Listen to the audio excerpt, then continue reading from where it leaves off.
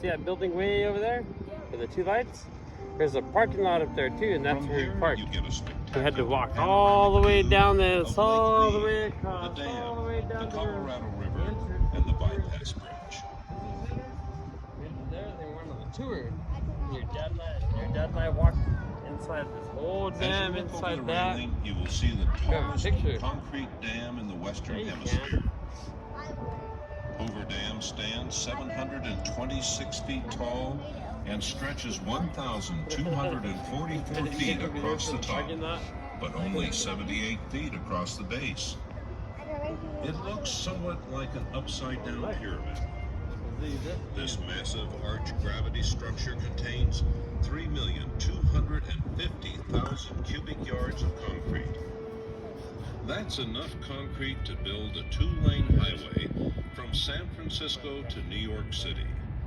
The thickness at the roadway is a mere 45 feet, but as the dam expands towards the base, it reaches 660 feet, nearly as thick as it is tall. She weighs in at a petite 6.6 million tons.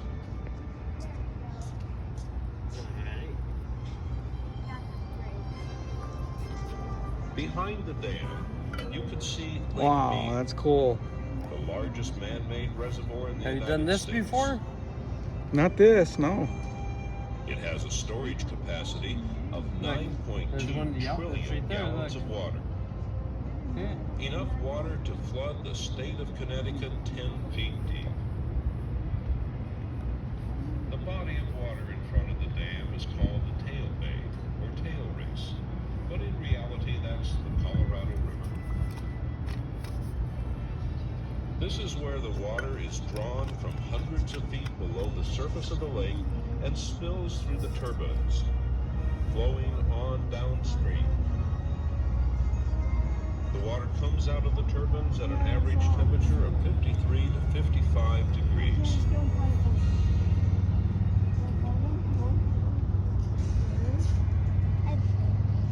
At the base, you see two long buildings, one on each side of the canyon. Say bye. House the 17 Bye. generators that create the electrical energy that provides the funding for the operation and maintenance of this facility. Hurry up, leaving. This allows We're leaving. Hoover Dam